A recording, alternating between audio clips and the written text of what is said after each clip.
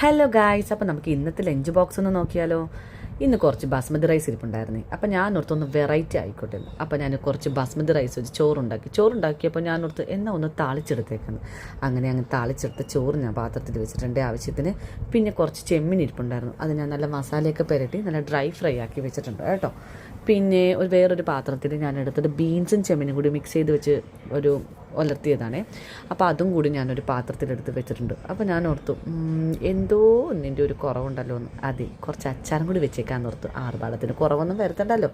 അപ്പോൾ ഞാൻ തന്നെ ഉണ്ടാക്കിയ നാരങ്ങയും ഈന്തപ്പഴം കൂടി ഉണ്ടാക്കിയ അച്ചാറില്ലേ, അതും കൂടി ഞാൻ വെച്ചിട്ടുണ്ട്. അങ്ങനെ നമ്മുടെ ഇന്നത്തെ ലഞ്ച് ബോക്സ് സെറ്റായി. അപ്പോൾ ഇതിനൊക്കെ ഒരു കുപ്പി വെള്ളവും എടുത്ത് ഇന്നത്തെ ലഞ്ച് ബോക്സ് സെറ്റാക്കിയപ്പോഴാണ് അവിടുത്തെ ഇടയ്ക്ക് കുറച്ച് കടിക്കാൻ വേണ്ടി ഒന്നും എടുത്തില്ലല്ലോ. അങ്ങനെ ഞാൻ കുറച്ച് ഡ്രൈ ഫ്രൂട്ട്സും കൂടി എടുത്ത് വെച്ച് ഇന്നത്തെ ലഞ്ച് ബോക്സ് സെറ്റാക്കിയിട്ടുണ്ട്. അപ്പോൾ നമുക്ക് നാളെ കാണാം. Tata, bye bye.